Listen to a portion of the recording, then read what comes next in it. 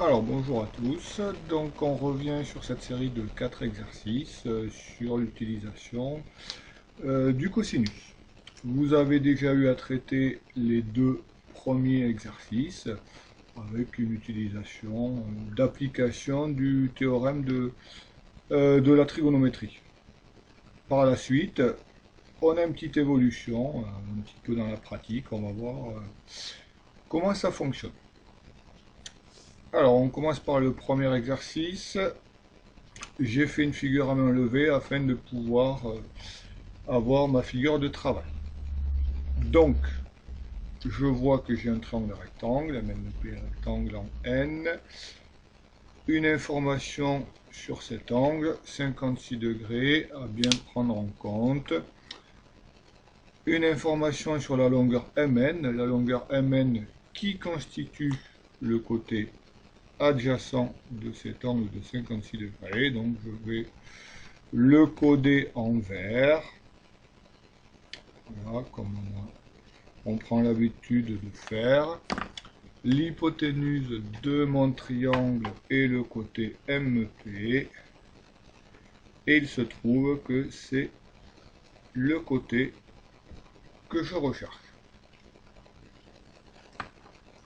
Le cosinus de cet angle de 56 degrés va donc nous faire le lien entre mon côté adjacent et cette hypoténuse. Je suis parti pour rédiger.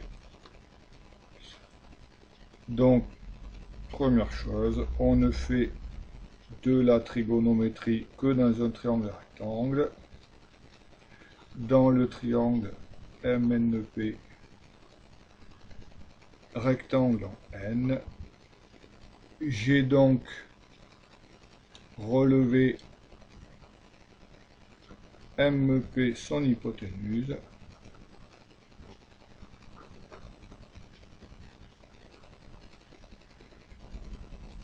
et Mn est le côté adjacent à l'angle NMP.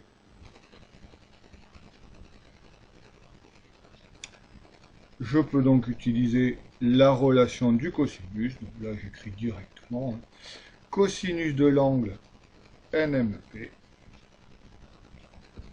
égale la longueur du côté adjacent à cet angle Mn sur l'hypoténuse MP. Alors, vous voyez comme j'avais déjà écrit dans la correction sur les deux triangles précédents, que je n'ai pas écrit longueur du côté adjacent à l'angle sur longueur de l'hypoténuse. Ça, c'était pour l'écrire dans l'exercice d'application du cours, pour déjà intégrer que ce quotient cosinus est donc donné par le côté adjacent et l'hypoténuse. Là, on écrit directement cette relation. Je remplace par les valeurs. Donc, l'angle est connu. Je vais donc avoir le cosinus de l'angle de 56 degrés, coefficient de réduction qui va avec cet angle, toujours se renvoyer sur des images mentales, sur le lien géométrique, égale 6,4 sur MP.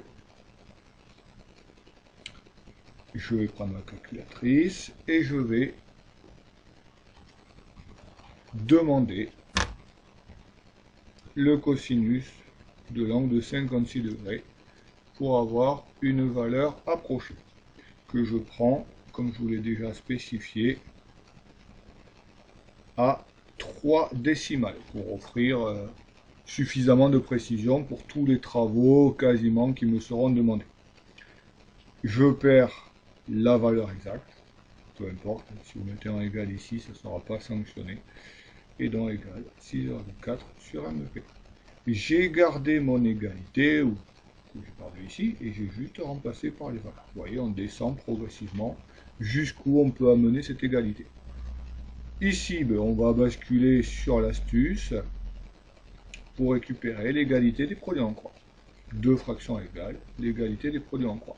Je vais donc en déduire, à l'aide de l'égalité des produits en croix, MP égale 6,4 fois 1 sur 0,559.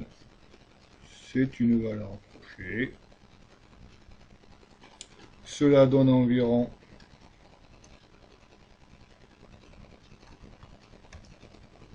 11,445.